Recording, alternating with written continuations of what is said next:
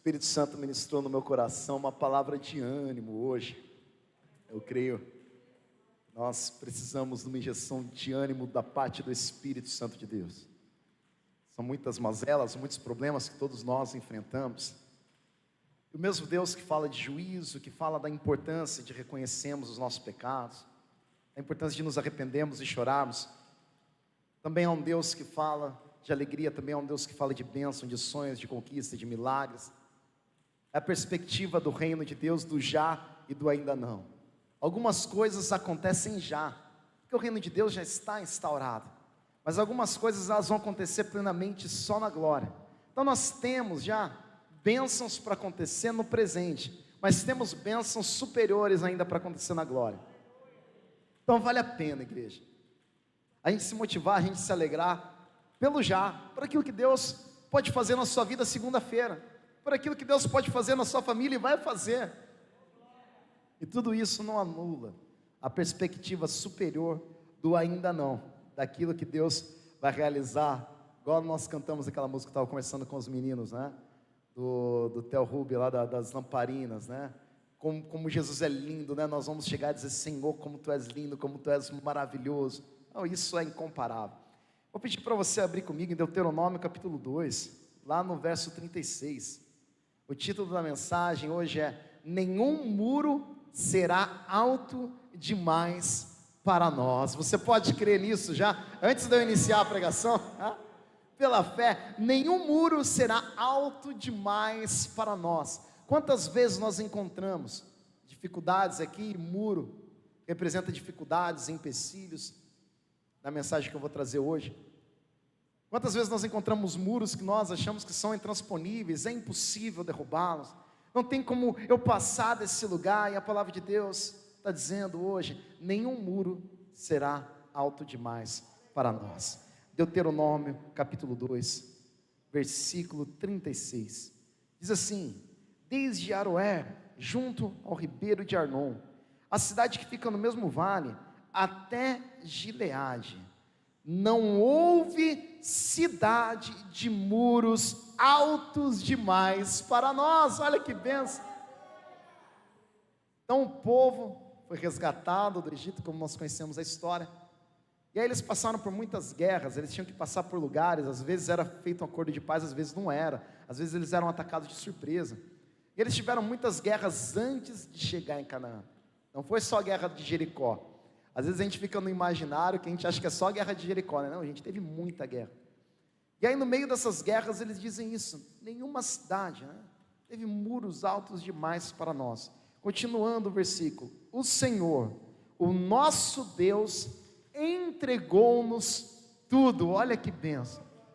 O Senhor, o nosso Deus, entregou-nos tudo. Não houve cidade de muros altos demais para nós. Imagina nós chegarmos aí no finalzinho da vida, se não formos arrebatados, né, que é pouco provável, né? Creio que o arrebatamento está próximo. Mas se nós chegarmos no finalzinho da vida, imagina você dizer isso um pouquinho antes de partir: não houve muro alto demais, não houve desafio grande demais para o meu Deus. Tudo aquilo que eu criei, tudo aquilo que eu lutei, Deus me deu, Deus me abençoou. E aí quando nós passamos para a nossa vida, tem dois tipos de muros que se levantam contra nós.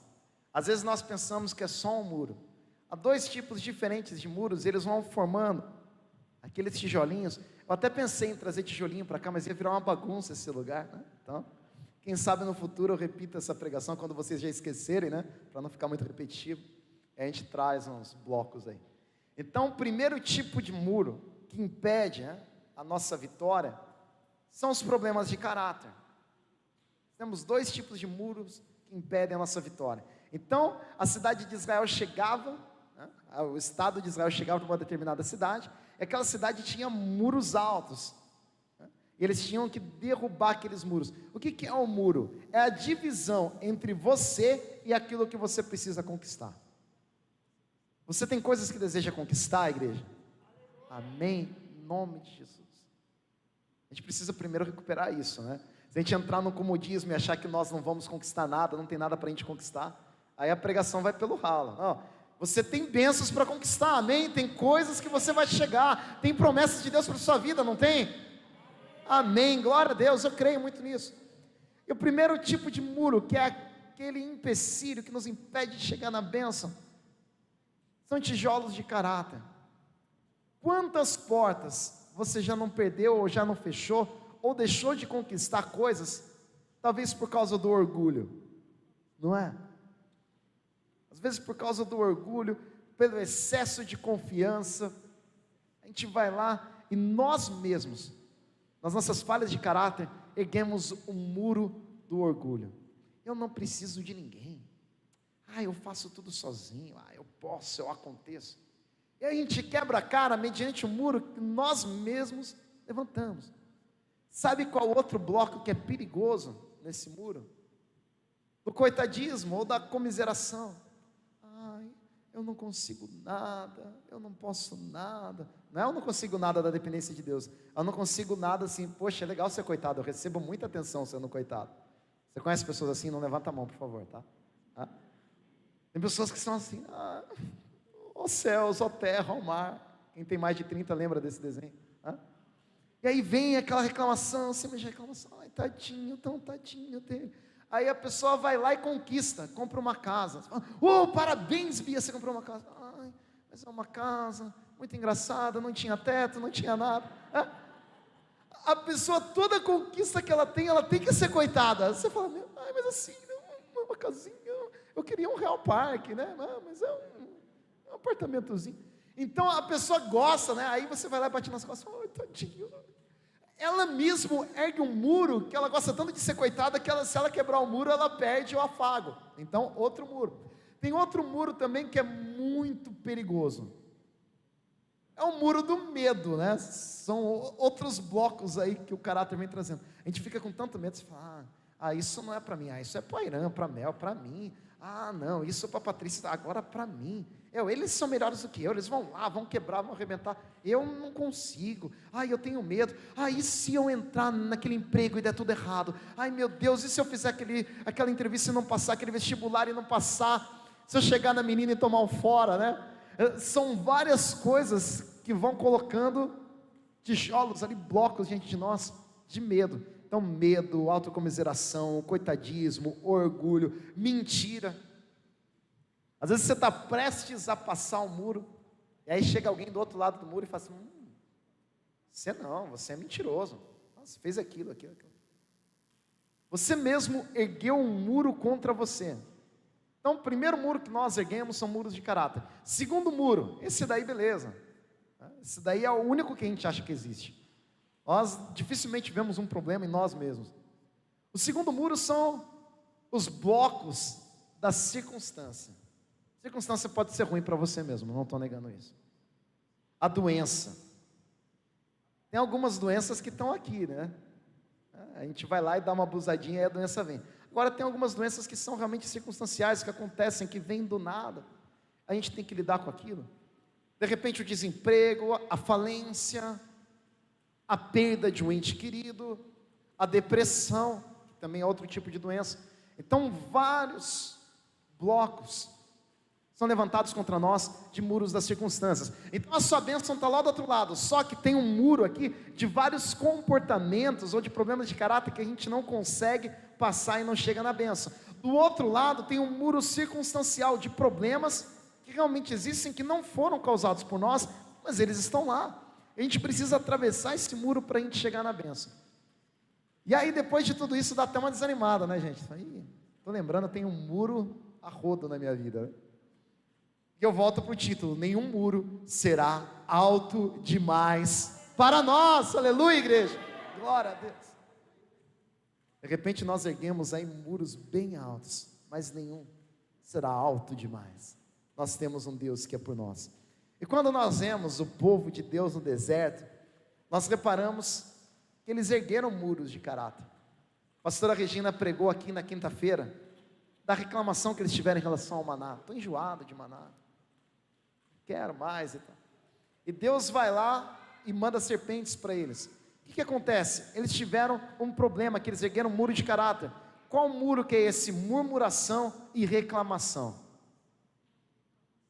Eu vi uma explicação do Douglas Gonçalves, ele tem uns videozinhos, os jovens de repente compartilham ali. Ele fala assim: intercessão demoníaca. A murmuração, igreja, é uma intercessão demoníaca. Toda vez que você murmura ou você reclama, você está chamando demônios para estarem junto com você. Interessante isso, né? Então nós vemos, eles vão lá e murmuram, eles trazem maldição para eles, então tem um problema de caráter. Outra coisa que nós vemos, Moisés fica lá no monte, eles vão lá e fazem um bezerro de ouro, outro problema de caráter. Eles começam a criar ídolos, levantam imagens para serem adorados, outro problema de caráter. Balaão vai lá, não consegue amaldiçoar o povo, ele tem uma ideia: já que eu não consigo amaldiçoar, eu vou mandar umas prostitutas ali. Manda as prostitutas e eles caem, se prostituem, adoram outros deuses, consequentemente erguem um muro de caráter. Então, se eles não tivessem erguido esse muro de caráter, provavelmente eles não teriam demorado 40 anos para entrar na terra prometida, né? Eles vão lá e erguem esse muro. Outro muro das circunstâncias é mais fácil: o deserto. Viver no deserto a gente nem imagina, né? A gente fala: não, está frio hoje, né? A Mogi é horrível, você sai no frio, daqui a pouco meio-dia está lascando de calor. Imagina os mogianos morando no deserto, né? A gente se matava então, né? 40 e poucos graus de dia, menos 5 de noite. Eles viviam debaixo dessas condições. Guerras a todo tempo, né? Sempre tendo que guerrear, pessoas morrendo, você tendo que lutar, tendo que proteger seu território. Quando eles estavam no Egito ainda, sendo escravizados, e a chibatada todo dia. Olha o tamanho do muro desses caras. Eles têm 10 reclamações, 10 queixas, 10 problemas de caráter assim, bem denominados na Bíblia. Ergueram um muro aqui, ó, com 10 tijolões dos bons, né? Fizeram um muro de arrimo aqui. Levantaram esse muro do caráter, muro das circunstâncias. 1 milhão de problemas, lugar hostil, dificuldades de todo tipo de ordem. Então você vê 2 muros assim. E esse povo, é o povo que vai dizer em Deuteronômio, capítulo 2, verso 36, desde Aroé, junto ao ribeiro do Arnon, a cidade que fica no mesmo vale, até Gileade, não houve cidade de muros altos demais para nós. Nem essa reclamação foi um muro alto demais, porque ele foi derrubado, e nem as circunstâncias foram muros altos demais para o povo de Deus. E você é povo de Deus, igreja? Aleluia! Então não haverá muros altos demais para nós. Glória a Deus, glorifica a Ele, aleluia. E será que Jesus Cristo teve muros? Será que Jesus Cristo ele teve muros que ele precisou romper? Interessante, porque Jesus Cristo não teve nenhum muro do lado de cá, nenhum tijolo do lado de cá, porque ele nunca pecou, nunca teve um problema de caráter, mas ele foi tentado. Destaco aqui 3 tentações. O próprio diabo, que a gente chama Lúcifer ali, chefe dos demônios, foi tentá-lo pessoalmente no deserto. Depois de 40 dias, 40 noites sem comer, ele resiste à tentação. Então, gente, quem já fez dieta sabe, né? É complicado o negócio. Sem comer, 40 dias e 40 noites, chega o diabo, transforma essa pedra em pão. Fala: transformar, né? Estou com fome, eu sou Deus mesmo. Ele não cai nessa tentação, ele não cai nas outras que dizem respeito a poder e tal. Depois eu vejo que outra tentação é muito difícil. Pedro vira para ele e fala assim: Jesus, não vai para a cruz. O que Jesus responde para Pedro? Afasta-te de mim, Satanás. Satanás estava usando um discípulo de Jesus para fazer com que Jesus caísse em tentação e erguesse esse muro do caráter. Jesus não cai nessa. Mas imagina, gente, era uma tentação real. Pessoas que você ama dizendo: não, continua com a gente. Vai embora não, a gente gosta tanto de você. Não, não faz isso, Jesus, a gente quer continuar junto. Não. Você acha que não pesou para Jesus? E a última, possivelmente a mais difícil, no Monte Getsemane, onde ele chora, lágrimas de sangue. Senhor, se possível, afasta de mim esse cálice. E aí ele vai para a parte mais difícil da oração: mas que seja feita a tua vontade. Então ele deixa esse lugar completamente vazio. Mas em compensação, esse lugar aqui estava bem cheio. As circunstâncias, sabia que Jesus sofreu preconceito? Está tão na moda a gente falar de preconceito, né? Jesus sofreu preconceito. Ele sofreu preconceito por causa do lugar onde ele cresceu. Eles diziam assim: pode vir alguma coisa boa de Nazaré? Pode vir alguma coisa boa de Mogi das Cruzes? Né? Mogi, a terrinha que você nasceu.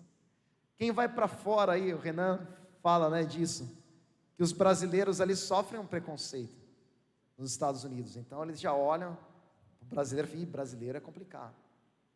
Então de repente a gente sabe o que é sofrer preconceito, né? As mulheres sabem mais que nós homens, os negros sabem mais do que nós brancos, os pobres sabem mais do que os ricos. O que é sofrer preconceito? Jesus sofreu preconceito. Sabia que nem a família de Jesus apoiou seu ministério? Seu irmão foi se converter depois que ele ressuscitou? Imagina. Sabia que a sua mãe junto com seus irmãos tentaram prender Jesus para que ele não exercesse o ministério? Você acha que isso daqui é circunstância suficiente para você? Sabia que na administração de Jesus tinha um ladrão que roubava o dinheiro deles? Chamado Judas? Quantas circunstâncias difíceis Jesus passou.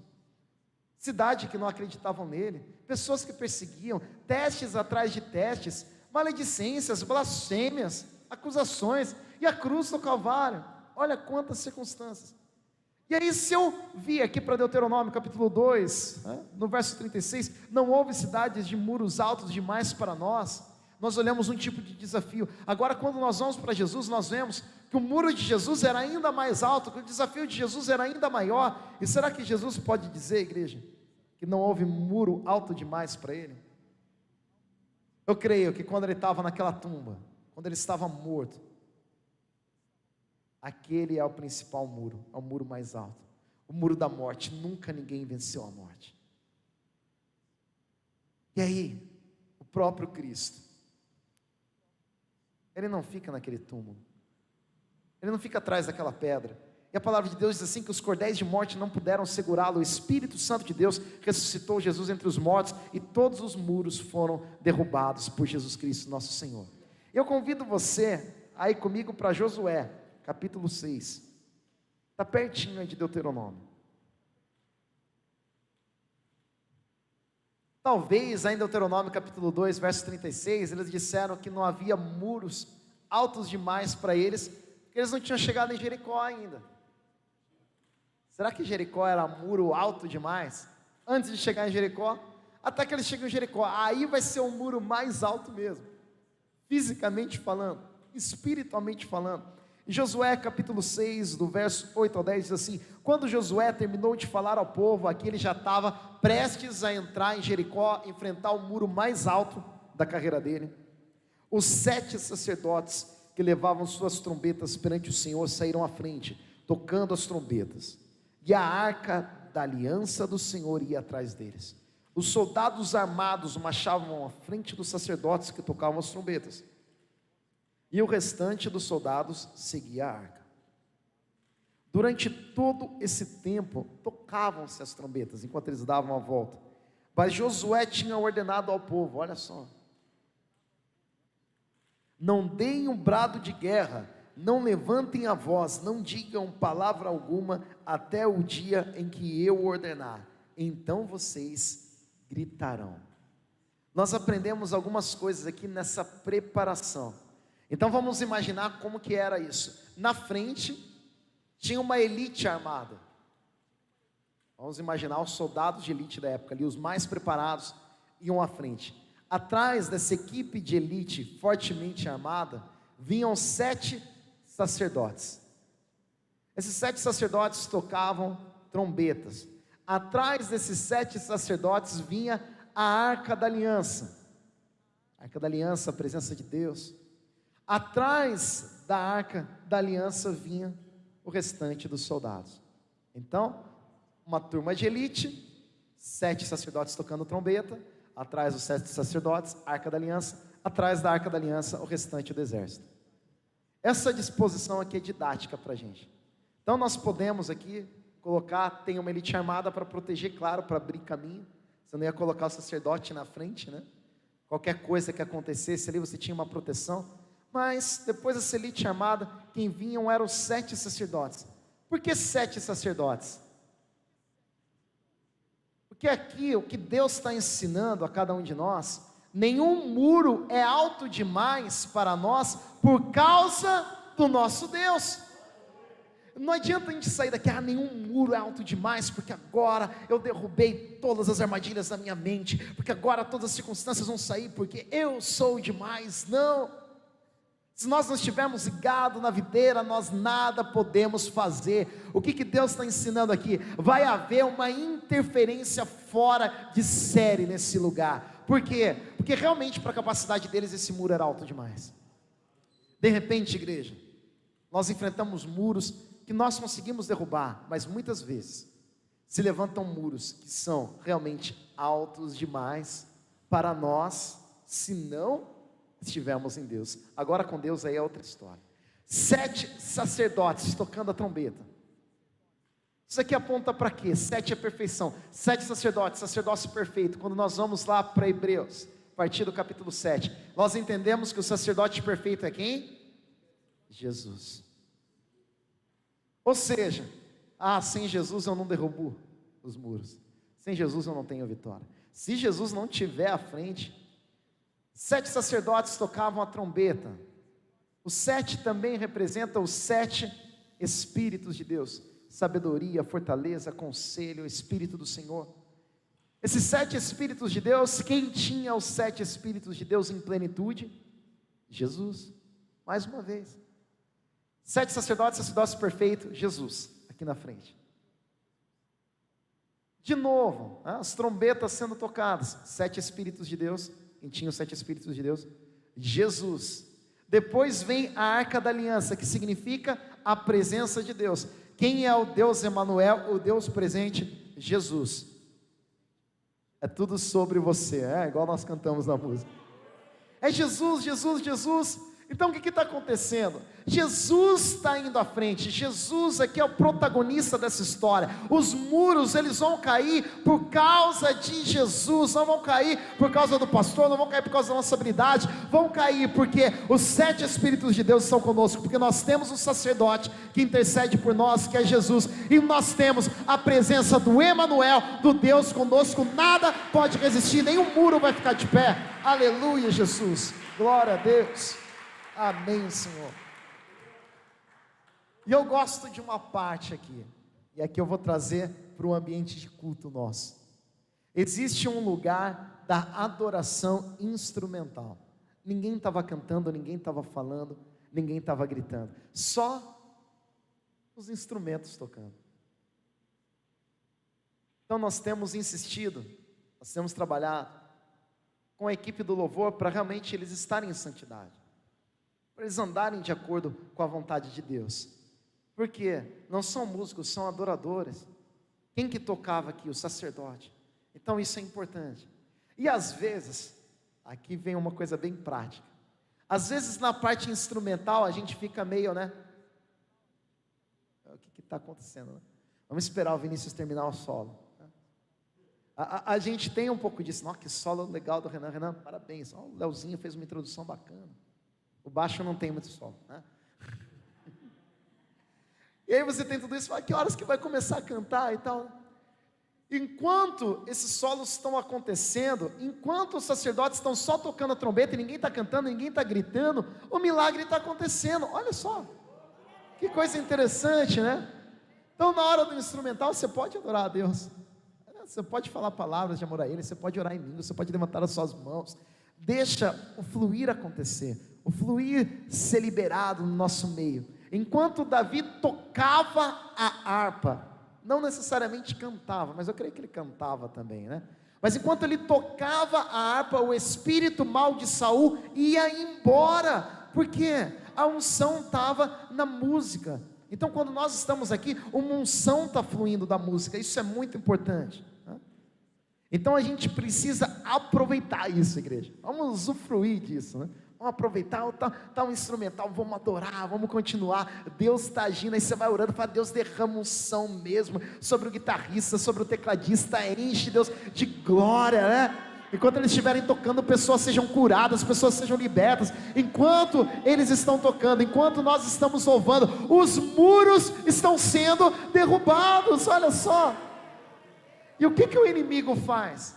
Você acha que o diabo quer que os muros sejam derrubados na sua vida? Não, né? Vocês estão meio na dúvida, mas ele não quer, né? Ele não quer que os muros sejam derrubados. Ele vai fazer o quê? Que você chegue atrasado, que você perca o louvor, que você fique boiando, que você fique distraído. Por quê? Para ele continuar exercendo o domínio. Mas ele é derrotado, e quando nós expomos a palavra, ele fica envergonhado, ele perde a eficácia que ele tinha na nossa vida, amém? Continuando aqui, olha, vamos para o verso 20. Quando soaram as trombetas, o povo gritou. Deve ter sido muito divertido, né? Aqui ficou bem pentecostal o culto, né? Ao som das trombetas e do forte grito, o muro caiu. Ao som das trombetas e do forte grito, o muro caiu. Então o que está acontecendo? Vai tendo aquela preparação, vai tendo aquele instrumental, vai tendo aquele clima. Aí na hora que entra a voz, igreja, na hora que a gente entra cantando, aí os muros são estraçalhados, né? Os muros são derrubados. Isso é espetacular. Cada um atacou do lugar onde estava e tomaram a cidade. Eu vou pedir para você ir comigo para 1 João, capítulo 3, verso 8. Eu vou correr um pouquinho, tá, gente? Estou muito animado com essa palavra, com aquilo que Deus está fazendo. Obrigado, Jesus. Aleluia, Senhor. 1 João, lá no finalzinho da Bíblia.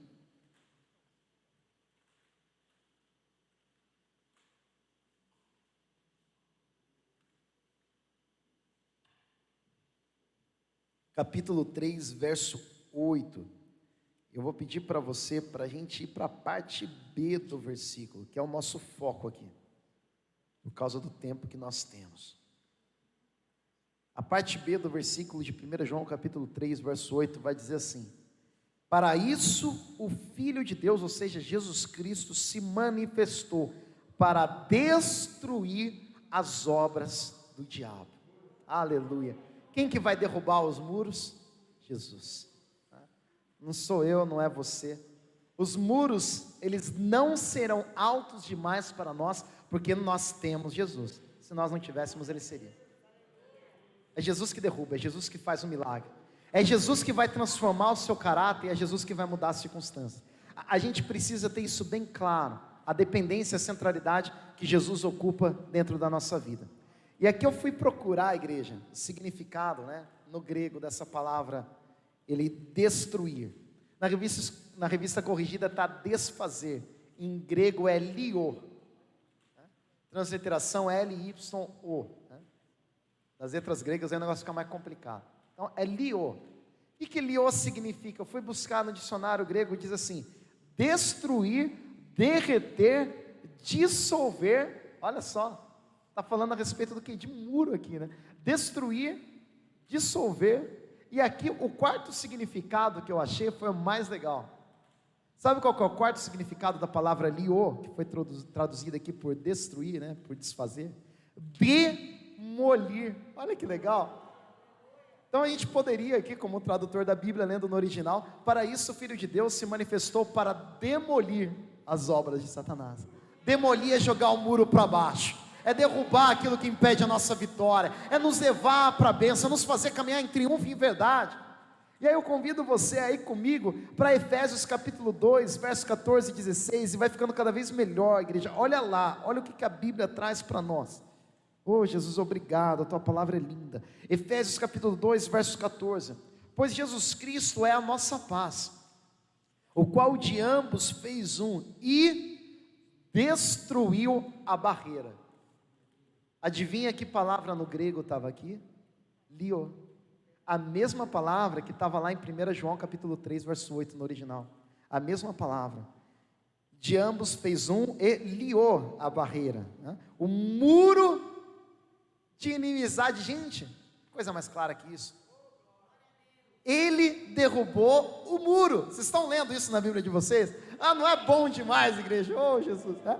Ele derrubou o muro de inimizade, anulando em seu corpo a lei dos mandamentos expressa em ordenanças. O objetivo dele era criar em si mesmo, dos dois, um novo homem, fazendo a paz e reconciliar com Deus os dois em um só corpo, por meio da cruz, pela qual ele destruiu a inimizade. Então quando a gente vem aqui, de ambos fez um e destruiu a barreira, destruiu o muro, é a mesma palavra, ou seja, ele destruiu, ele derreteu, ele dissolveu, ele demoliu o muro. Ele, Jesus Cristo, derrubou o muro. E é interessante da gente pensar o seguinte: que ele derrubou o muro do caráter. Como que ele derruba o muro do caráter? Todos os meus, os seus pecados, eles foram formando o muro. Eu falei lá no começo. E Jesus Cristo pegou todos esses blocos, todos esses pecados e colocou nas costas dele. Falou: Pai, derrama a tua ira sobre mim. Eu pago o preço pelo pecado do Michel. Não tem palavras para descrever o que Jesus fez. Eu pago o preço pelo pecado do Michel. Sabe cada muro que o Michel deveria passar e não está passando? Michel, você pode passar, porque eu peguei esses tijolos e eu coloquei nas minhas costas. Eu paguei o preço pelo seu pecado. Você não precisa mais ficar parado diante dos seus erros, diante da sua culpa. Você pode avançar em arrependimento, em uma nova vida, porque eu paguei o preço pelo seu pecado. Então imagina, igreja, se a gente fosse pegar aqui todos os tijolos de cada um, quantos pecadores, né, eu estou vendo aqui nessa noite, amém? Incluindo eu. A gente pegar todos os blocos, todos os tijolos, tudo aquilo que a gente ergueu, mediante a nossa falta de caráter, mediante os nossos erros, e Jesus pegar todo esse muro e destruir, como está lá em 1 João capítulo 3, verso 8, para isso se manifestou o Filho de Deus, para destruir as obras do diabo. O diabo tentou fazer uma obra na sua vida, isso é importante. Ele tentou fazer uma obra na sua vida, mas ele não concluiu, sabe por quê? Porque ele não é autor e consumador. O único que é autor e consumador, que começa e que termina, é Jesus Cristo, Filho de Deus. Ele é o autor e o consumador da nossa fé. Ele é soberano, ele tem o poder em suas mãos. O diabo pode ter levantado muitos defeitos, pode ter deformado muito o caráter, pode ter estragado a sua vida até agora, mas hoje, mediante a mensagem do Evangelho, seja liberto, seja livre em nome de Jesus, porque os muros foram desfeitos mediante o poder de Jesus Cristo, o Filho de Deus. Nós podemos caminhar em uma nova vida, aleluia, pode aplaudir a Ele. Obrigado, Jesus, por isso. E aí eu seria muito incompleto se eu não dissesse que Jesus, além de derrubar esse muro, Ele derruba esse muro aqui. Oh glória, né? Em Atos capítulo 1, verso 8 diz assim: mas recebereis poder. O que é poder, igreja? Poder do Espírito Santo de Deus. Em seu nome o inferno treme, em seu nome os coxos andam, em seu nome os cegos vêm, em seu nome os mortos vivem. Deus não tem apenas uma regeneração para você. Se tivesse só isso já era muito bom, mas Deus tem poder derramado para a sua vida. Sabe aquele problema que você está enfrentando? Se lembre, Deus deu poder para você. O Espírito Santo desceu sobre você. Isso é muito bom. Eu estou mediante uma dificuldade lá na minha empresa. Quando eu trabalhava em outro lugar, não trabalhava aqui, né? Aqui é meio que óbvio, né? Que a gente ora para tudo, né? Mas quando eu não trabalhava na igreja, eu tinha uma reunião. Eu falava: Jesus, em nome de Jesus, Deus, toca o coração do meu chefe. Você vai orando. Aí você tem um baita rendimento. Como que aconteceu isso? Eu sei como aconteceu, porque Deus me deu poder. Deus não foi apenas aquele que me regenerou, mas foi aquele que me deu poder, aquele que me deu sabedoria, aquele que me deu inteligência, aquele que me deu recurso, aquele que deseja que eu seja sua testemunha, de Samaria, Judá, né? Até os confins da terra. Como que você vai ser testemunha de Jesus? Tendo poder para fazer infinitamente mais do que esperavam de você. O Senhor vai renovar as suas forças. Eu sei que muitas pessoas estão cansadas, né? Como as pessoas hoje, elas são massacradas com metas, com opressão, com competição. Mas não esqueça, igreja, Jesus te deu poder, o Espírito Santo te dá poder, e vão erguendo muros circunstanciais sobre você, e às vezes a gente esquece que a gente tem poder. Começa a orar, começa a derrubar, em nome de Jesus. Deus, eu creio numa nova porta de emprego aberta, Senhor, eu creio na prosperidade, assim como Jesus transformou, né, a vida do meu pai está aqui hoje, ele está em algum lugar ali mais reservadinho agora, mas meu pai não era convertido, né? Meu pai não era nem muito próximo de ser um convertido, até encontrar a minha mãe. Glória a Deus pela sua vida, né, mãe? E aí minha mãe foi lá, encontrou meu pai, pregou para ele é convertido, ele fundou esse lugar veio mediante um sonho que Deus colocou no coração dele, e houve ali um processo de regeneração. Meu pai é um cara incrível, não porque ele é incrível nele mesmo, mas porque o Espírito Santo fez a obra na vida dele, porque ele tem a humildade do Espírito Santo para reconhecer os erros e andar em santidade. Isso é extraordinário. Mas ao mesmo tempo, Deus deu poder para o câncer que minha mãe tinha ter sido extinto, para ela não ter mais o câncer, para ela estar aqui com a gente hoje. Ao mesmo tempo que Deus, por meio da vida dela, operou regeneração em outras pessoas, e nela também, mas ela se converteu muito cedo, né? Então não tem aqueles testemunhos, né? Operou a regeneração na vida dela, também opera o poder. Isso é interessante em todos nós, assim como o Espírito Santo opera a regeneração na minha vida, eu creio. Eu sou uma pessoa melhor do que eu era com 18 anos, com 20 anos, por causa do Espírito Santo, não por causa de mim. Que tem pecados que eu estou abandonando, que tem medos que eu estou deixando para trás, que tem erros que eu estou deixando para trás, que eu estou no processo de santificação. E Jesus é maravilhoso por isso. Jesus tem derrubado muros na minha vida. Eu erguia muitos muros de medo, né? Eu dei o exemplo aqui nos jovens, um muro de medo era em relação à minha carreira. O meu irmão não tem esse muro do medo, né? É interessante, que cada um tem uns defeitos, né? Não que ele não tenha outros defeitos, tá, gente? Mas esse do medo ele não tem. E o que acontece? O que é andar em família? É um ajudar o outro. Michel, você tem esse problema aqui, você é meio medrosão, você está com medo de fazer esse vestibular, mas vem junto. Foi lá, me levou, e Deus me colocou na universidade que eu sonhava. Deus abriu uma porta para mim. Deus foi lá e quebrou muros, que eram problemas de caráter, eram problemas de medo. E Deus quebrou muros de milagre, de poder na minha vida. Um dia eu quero ver a pastora Marli dar um testemunho que ela tem sobre a minha vida, quando era pequenininha, né, ué? Aí deixo para ela. E por último, igreja, convido você a abrir em Salmo, capítulo 24, versos 7 e 10. Aleluia, Jesus, muito obrigado por isso, Pai. Salmo 24, do verso 7 e 10, diz assim: abram-se, ó portais, abram-se, ó portas antigas, para que o Rei da Glória entre. Quem é o Rei da Glória? O Senhor forte e valente, o Senhor valente nas guerras. Abram-se, ó portais, abram-se, ó portas antigas, para que entre o Rei da Glória. Quem é esse Rei da Glória? O Senhor dos exércitos, Ele é o Rei da Glória. Esse portal não poderia ser quebrado, esse portal não poderia ser derrubado. Esse portal foi erguido pelo próprio Deus. Esse portal é o portal do céu, onde nós não merecemos entrar. O que acontece é que Jesus paga o preço pelo nosso pecado. Ele derruba o muro da inimizade, Ele desfaz. Ao mesmo tempo Ele nos dá poder, Ele nos dá condição de viver milagres, de viver o melhor dEle para a nossa vida. E num lugar onde os muros não poderiam ser derrubados, num lugar onde os muros foram erguidos pelo próprio Deus, onde nós, por causa do nosso pecado, ficaríamos do lado de fora desse muro. É um muro onde Jesus Cristo, a imagem aqui é essa, foi escrito mais de 1000 anos antes da morte de Cristo, mas aqui está apontando para quê? No momento que Jesus sobe aos céus.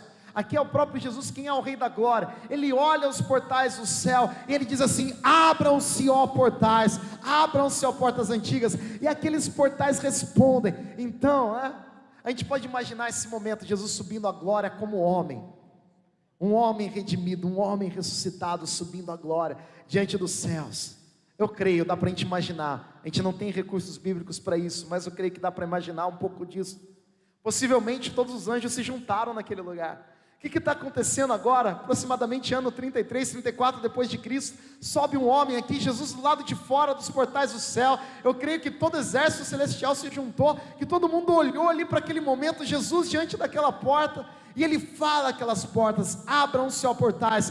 E aquelas portas respondem: quem é você para que eu abra essas portas? Eu nunca abri a porta para um homem, Nunca um homem ressurreto entrou aqui. Quem é você para que eu abra essas portas para você? E aí é respondido: é o Rei da Glória, é o Senhor dos exércitos. Abram-se, ó portais, abram-se, ó portas antigas. Mas esses portais foram inaugurados por Jesus, e é esse portal que eu e você vamos passar. Não haverá muro alto demais para nós, em nome de Jesus. Oh, aleluia! Glorifique o nome de Jesus. Se você puder se levantar, o louvor pode vir à frente. Aleluia, Jesus. Não há outro igual a ti, Jesus. Aleluia.